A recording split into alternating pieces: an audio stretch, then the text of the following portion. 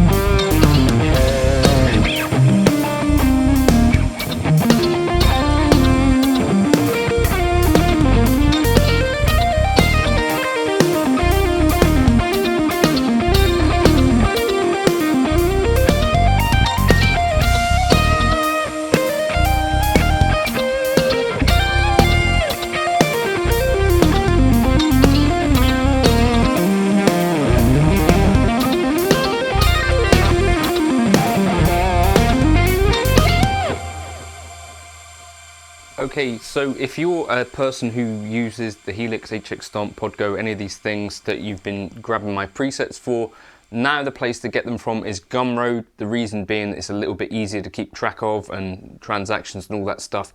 I think there are a bunch of countries out there where PayPal is also not available.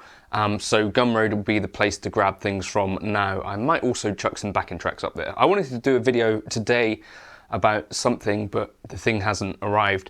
I wanted to instead think about why perhaps now might be the best time to be a guitarist that there has ever been.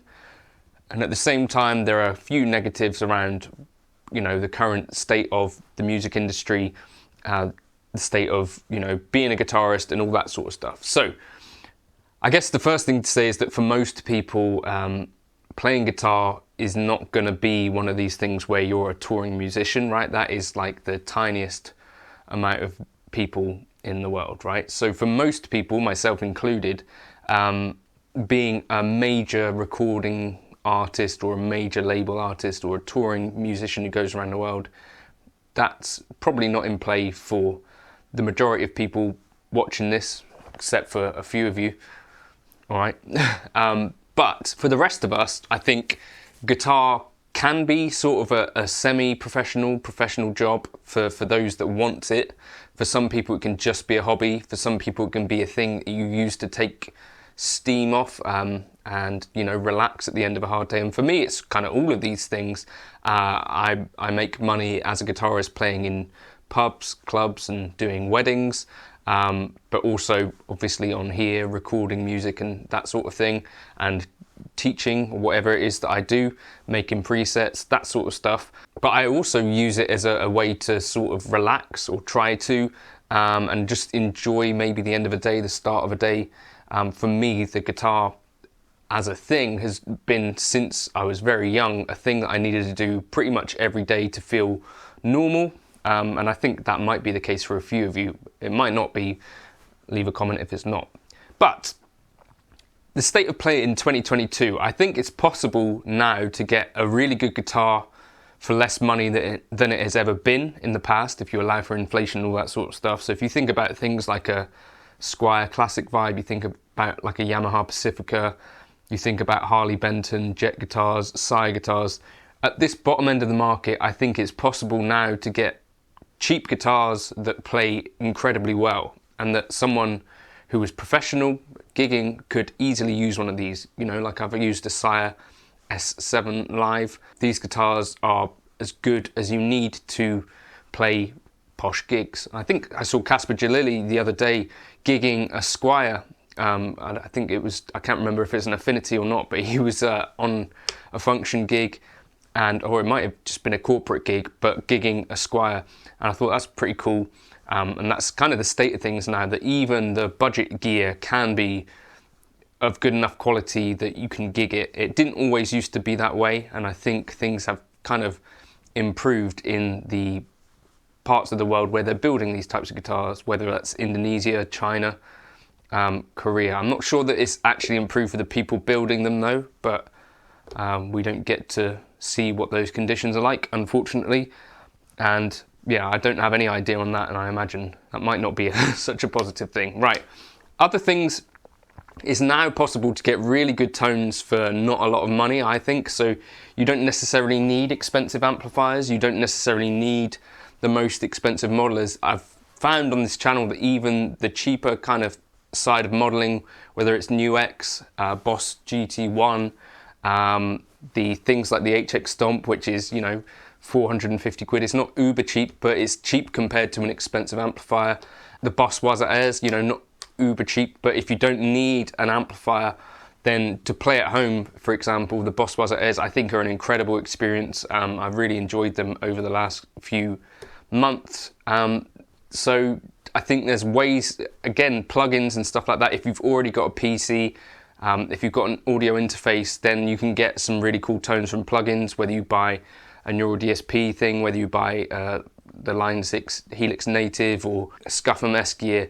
We're talking in the couple of hundreds of pounds, you can get really, really good tones that have ended up on records, you know, like I think Aaron Marshall from Intervals has used Neural DSP on a few things, you know, Pliny as well. Guitarists that we've heard of and whose music is in the charts and stuff like that, they are using the same gear that is accessible to us, and it doesn't have to cost a bomb. So I think, you know, you could buy a budget rig, whether that involved like a Yamaha Pacifica and a couple of plugins, or, you know, like an HX Stomp Bodgo, a Boss GT1, and I think you could get some really, really good tones out of these things. Is it Eric Gales gigged a Pacifica, something crazy like that? You can just do really well with this stuff. And then the other thing is, I don't think it's ever been easier to learn guitar than it is right now, because on YouTube, not only do you have people that are trying to teach you, some people might be trying to sell you courses, some people might be doing other things, but I think there's a bunch of people that are in good faith just trying to share information that they've learned or experiences and that sort of stuff. But you can also see more than ever, and YouTube wasn't around when I was learning guitar, when I was younger, I mean, it is now, and I still use it. You got things like you can go see an Eric Johnson concert, and you can go see a Pliny concert, and you can see people filming, you know, many live gigs, so you could see, well, is this the same night after night? Is this part improvised? Has he played this part again somewhere else? You've got slow down technology where you can sort of set it to 75%, 50% if you're really trying to hone in on something specific that they're doing.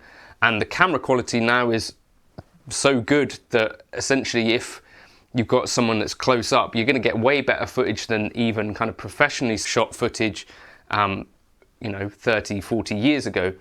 And that is one of the ways that I use YouTube personally, is to try and see how a person would have played a thing. In the past, before YouTube, you'd have either had to buy a VHS or something like that, or a DVD, or a bootleg DVD, I guess, of some live stuff. So I think it's really a really good time to be learning guitar from that point of view. Also, things like tabs, official sheet music, all that sort of stuff are more readily available than ever, as well as kind of some decent tuitional material, as well as all of the kind of, maybe in your opinion, not so decent or whatever. I think it's easier than ever to just chuck on a YouTube video and figure out what's going on from it, or try to. And this is one of the things that I would encourage anyone to do, not to just rely on tabs or, you know, lesson breakdowns, but if there is something you're really interested in and you find it inspiring, then just maybe take a small section of it. You could do this on a daily basis and slow it down and try and figure out what is happening there, and focus your attention on that for a bit.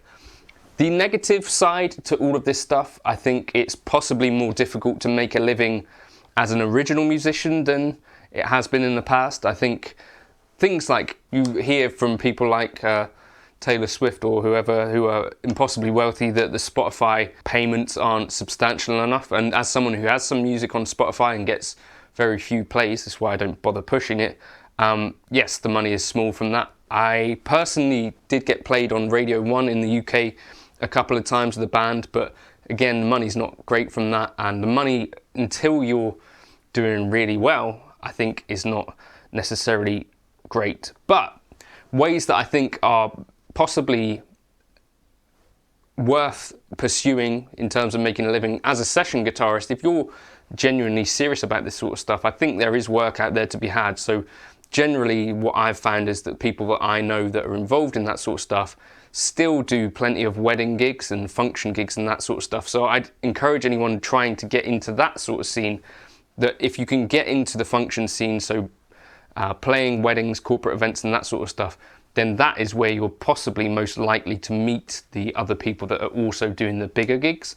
That seems to be the way that you might want to pursue things if you're not doing traditional kind of music with a record label and all that sort of stuff, which I think is quite difficult at the moment.